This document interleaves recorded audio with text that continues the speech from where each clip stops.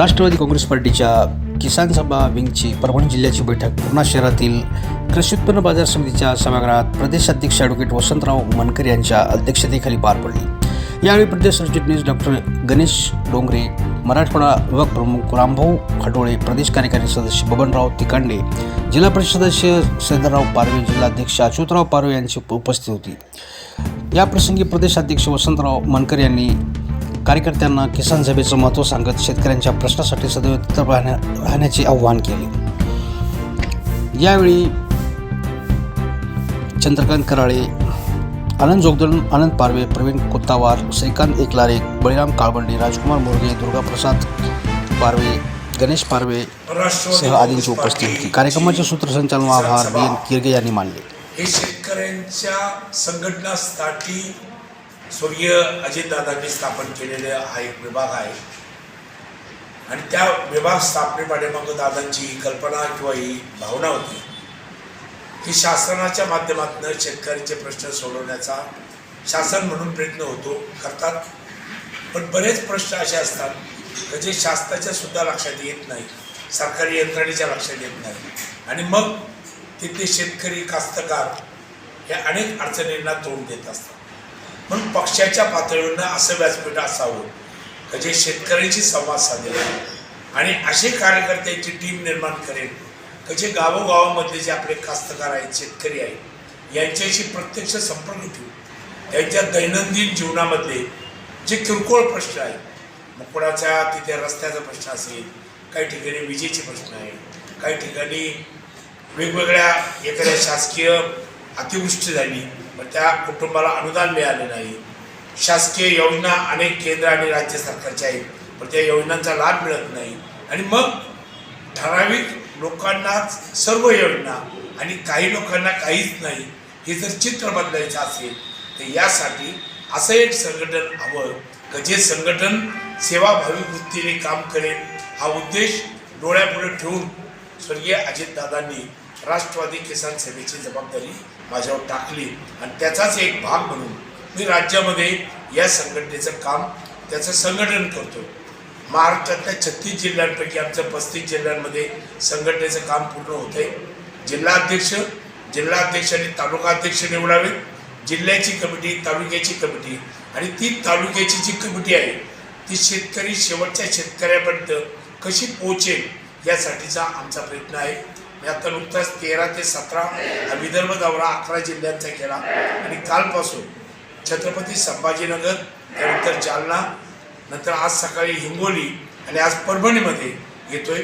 परभणीतही केवळ त्यासाठीच येतोय की परभणी जिल्ह्यामध्ये जेवढे 10 तालुके आहेत या 10 तालुक्यांमध्ये जिल्ह्याची कमिटी, तालुका कमिट्या या स्थापित झाल्या पाहिजे आणि त्या तालुका अध्यक्षांनी दत्तामामा भरणे यांच्या माध्यमातून या राज्याच्या उपमुख्यमंत्री आणि आमच्या नेत्या सुनेत्राताई अजितदादा पवार यांच्या माध्यमातून आणि पक्षाच्या माध्यमातून माननीय खासदार सुनीलजी तटकरे साहेब, प्रांताध्यक्ष यांच्या माध्यमातून हे शेतकऱ्यांचे प्रश्न सोडवणं, यासाठी प्रामाणिकपणे प्रयत्न करणं हा आमचा या सगळ्या दौऱ्याचा उद्देश आहे। यासाठीच आज मी परभणीमध्ये आलेलो आहे, मी समजून घेतोय। नाही सर, एक मिनटं, आपण सत्तेमध्ये आहेत पण आपल्या पक्षाला या ठिकाणी वाटा मिळत नाही। जसं की काही कमिट्या तालुका स्तरावर काही कमिटी असते शासकीय, त्या शासकीय कमिटीमध्ये राष्ट्रवादी काँग्रेस पक्षाचा एकही कार्यकर्ता तिथं दिसत नाही, काय कारण आहे? हे अगदी बरोबर आहे। आज महाराष्ट्रातलं सरकार हे भारतीय जनता पक्ष, शिवसेना शिंदे आणि राष्ट्रवादी काँग्रेस पार्टी यांच्या 3 पक्षांचं हे सरकार आहे आणि मी जनरली असं दिसतंय, असं आपण पाहतोय की जिथे आमदार ज्या पक्षाचा आहे तिथं सत्तेचा वाटा अधिक जातो आणि जी कार्यकर्ते अशी वंचित आहेत की जे आमदार त्यांचा नाही त्या पक्षाचा, त्यांच्यावर अन्याय होतो। तुम्ही खूप चांगला प्रश्न विचारला। माझ्या दौऱ्याचा तोही उद्देश आहे।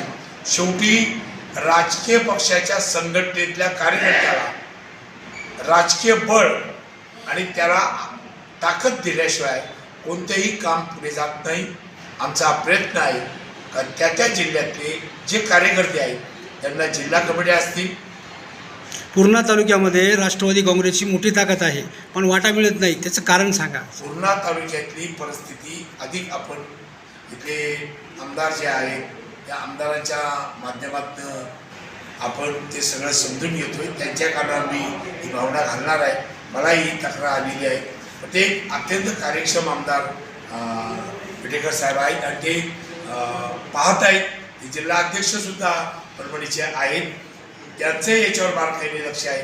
पण अशा ज्या तक्रारी येतात हे मी त्यांच्याशी बोलणार आहे आणि इथे सत्तेतला सहभाग हा सर्वांना कसा मिळेल या दृष्टिकोनातून आपण प्रयत्न करू. काय शेतकऱ्यांना काय आव्हान असेल? शेतकऱ्यांना काय आव्हान असेल? मी शेतकऱ्यांना या निमित्ताने आवाहन केले. एक पहिली गोष्ट का आता शेती ही घामाची राहिली नाही, शेती ज्ञानाची झालेली आहे. पूर्वी एक काळ असं म्हणायची ढोर मेहनत करून आम्ही शेती पिकवतो. आता ते न करता ज्ञानावर कृषी क्षेत्रात सुद्धा AI तंत्रज्ञान येते आणि ते मोठी जागा व्यापते. मी माझ्या सर्व शेतकरी बांधवांना विनंती करेन का शेतीमध्ये नवीन नवीन प्रयोग होतात. आमच्याकडे 20 गुंठ्यात 30 गुंठ्यामध्ये लाखो रुपये उत्पन्न घेणारे शेतकरी आहेत. आता शेतीत नवीन प्रयोग करून जे विकलं जातं आणि ज्याला भाव मिळेल हेच पिकवलं पाहिजे. केवळ शेती पिकवायची म्हणून न पिकवता आपल्या मालाला भाव कसा मिळेल याचा विचार केला पाहिजे.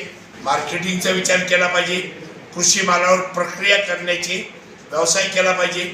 थेट शेतकऱ्यांपासून तर ग्राहकापर्यंत माल कसा विकला जाईल आणि मध्ये तुम्ही रोखठोकपणे बोललं पाहिजे, त्यावर भाष्य केलं पाहिजे आणि तुमच्या गावचा असेल, तालुक्याचा असेल, लोकप्रतिनिधी असेल यांना तुम्ही हे प्रश्न विचारले पाहिजे, सांगितलं पाहिजे. हे या निमित्ताने मी सांगेन. धन्यवाद.